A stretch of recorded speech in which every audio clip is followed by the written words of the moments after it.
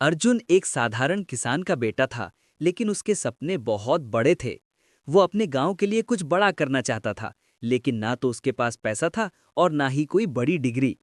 गांव वाले उससे कहते, अर्जुन, तू अपने सपनों के पीछे क्यों भागता है?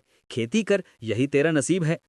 एक दिन जब अर्जुन चौपाल पर बैठा था, उसने देखा कि एक बुजुर्ग साधु बाबा उसके पास आकर बैठ गए। अर्जुन ने उन्हें प्रणाम किया और अपनी परेशानी बताई। बाबा ने मुस्कुराकर कहा, बेटे, सफर में ही सफलता छिपी होती है। अगर तू दिल से मेहनत करेगा और अपने कर्म पे विश्वास रखेगा, तो तेरा रास्ता खुद बन जाएगा।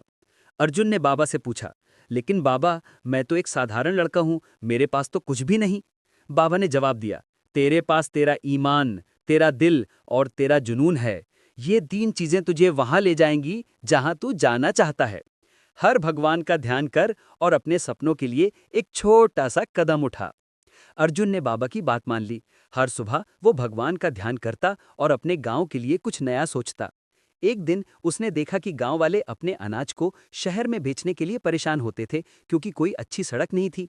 अर्जुन ने सोचा, क्यों ना गांव वालों को एकजुट करके एक छोटा सा व्यापार केंद्र बनाया जाए, जहां शहर के व्यापारी खुद आएं।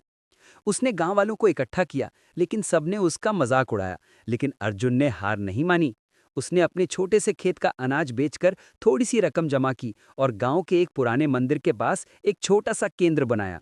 उसने अपने दोस्तों से कहा, अगर हम सब मिलकर अपना अनाज यहाँ रखें और व्यापारियों को यहाँ बुलाएं, तो हमें ज्यादा दाम मिलेगा। शुरुआत में लोगों ने उसका साथ नहीं दिया, लेकिन अर्जुन हर सुबह मंदिर जाता, शिव से प्रार्थना करता और अपने काम में जुटा रहता। एक दिन एक बड़ा व्यापारी गांव आया और अर्जुन के केंद्र से अनाज खरीदा। उसने अर्जुन की मेहनत की तारीफ की और कहा, तुमने तो अपने गांव का नसीब बदल दिया। धीरे धीरे और व्यापारी आने लगे और गांव वालों को उनके अनाज का सही दाम मिलने लगा। अर्जुन का केंद्र अब गांव का सबसे बड़ा व्यापार स्थल बन गया।